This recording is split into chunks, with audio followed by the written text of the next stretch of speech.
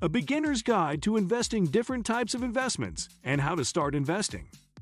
So before we get started, make sure to hit that like button and subscribe to my channel. While saving is the first step to building wealth, putting your savings to work through investing is typically the first step to growing that wealth. While stocks are usually the first thing people think to invest in, you can also invest in real estate, cryptocurrency, art, or just about anything else. This guide focuses on the basic financial instruments, including stocks, bonds, mutual funds, ETFs, and CDs. Each of these comes with different levels of risk and return. So which ones are right for you largely depends on your goals, time horizon, and risk tolerance. A financial advisor can answer your questions, while also helping you build a financial plan for the future. There are so many ways to invest your money that it can feel quite overwhelming to many beginners. The best places for those that aren't as experienced in investing are going to be ones that have a long history of being pretty stable, and that you can hold for a long period of time to get the return you want. Stocks. Stocks or equities are shares of a company that you ideally buy low and sell higher. For example, when Facebook first went public in May 2012, you could buy shares for about $38 each. The company's stock has skyrocketed since then, making it one of the most successful investments of this millennium. Dividends are another way stocks can earn you money. Depending on the company, it will pay out a part of its earnings per share, often 4 times a year, according to a set schedule. But while Facebook does not pay dividends, other established companies like AT&T, ExxonMobil, and Coca-Cola do. These typically can pay up to $1 per share, which could lead to some quick and significant gains in your portfolio. As much upside as stocks have, however, they also can have considerable risk. For example, while Facebook opened at around $38 per share, it fell to $18.05 3 months after its initial public offering, IPO. This is fairly common in the stock market, as companies can gain or lose value quite fast. On the other hand, the trade-off is potentially high returns. Plus, a diversified portfolio of stocks can help protect against losses in a single area. Mutual funds and ETFs. Mutual funds and exchange-traded funds, ETFs, are similar in that both are baskets of different stocks and bonds. Some focus on a certain sector, like large-cap companies, while others track certain indexes. Designed to offer diversification, they are less risky than individual stocks, since your money is spread across many different investments automatically. That said, mutual funds and ETFs have some differences. The biggest of these is how they trade. When you buy a mutual fund, you don't actually know what price you are paying. This is because the price resets every night, based on the closing prices of the fund's holdings. So if you sent $3,000 to open an account, you would be told how many shares it bought on your statement. If shares closed at, say, $76.23 per share, you would have 35354 shares, assuming it's a no-load fund. ETFs, on the other hand, trade like stocks, meaning you can see the price as they fluctuate throughout the day. In turn, you can set the price you're willing to pay beforehand. There are no minimums for these securities, though your brokerage may charge a commission per trade. Many ETFs follow well-known indexes like the S&P 500 and the Dow Jones Industrial Average. Others track collections of stocks that concentrate on industries like healthcare, technology, or agriculture.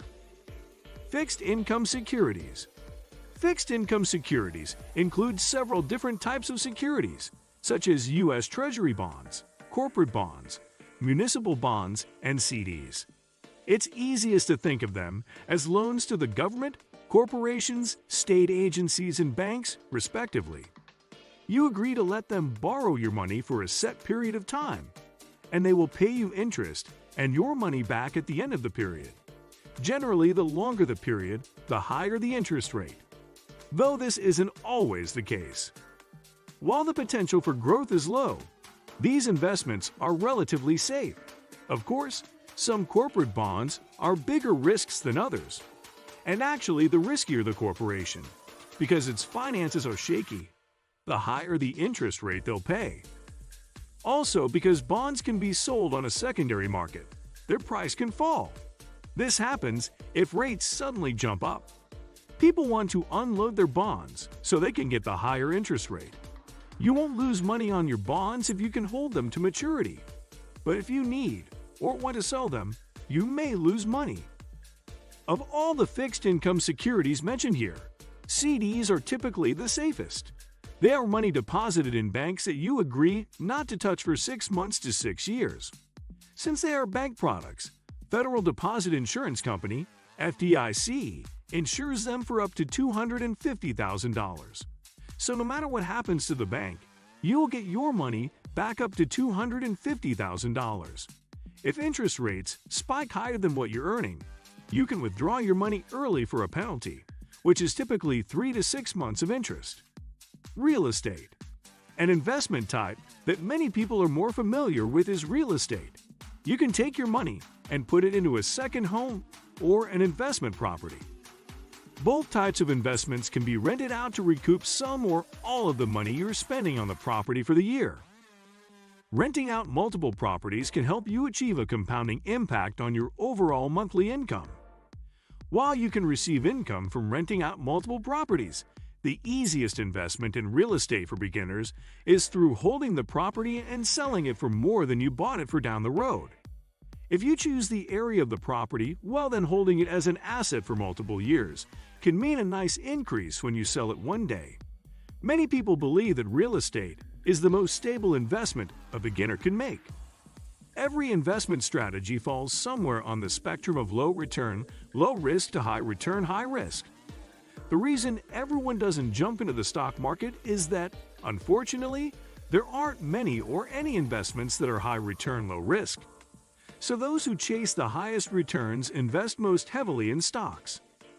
On the other hand, if you are averse to risk or are unwilling to invest in equities, you might stick to ETFs, mutual funds, or bonds. This conscious decision leaves you open to the possibility of lower returns than if you invest primarily in stocks. One important principle to follow, no matter your financial goals, is diversification. When you diversify, you invest in multiple sectors of the market to protect yourself from sharp declines.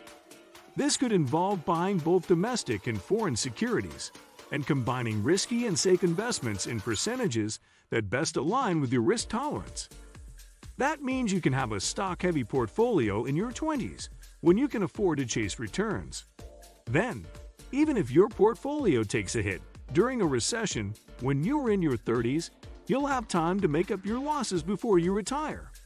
By the same logic, the closer you are to retirement, the more you want to focus on preserving your gains and avoiding too much risk. If you enjoyed this video, don't forget to give it a thumbs up and subscribe to my channel for more content.